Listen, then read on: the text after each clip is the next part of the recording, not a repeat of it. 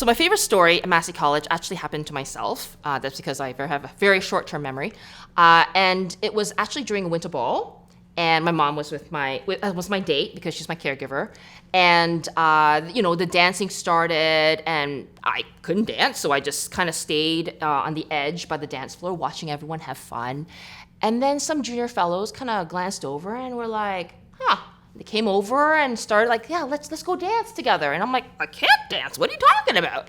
And they're like, no, come on. So they wheeled me on, and literally we were dancing. So someone was moving my wheelchair to the rhythm, and we were just like, it was just so much fun, and I just felt so included, and it just made me aware of how big of a heart these like junior fellows had, and I was very appreciative of it. It was a very great memory to have and still remember, so it's good.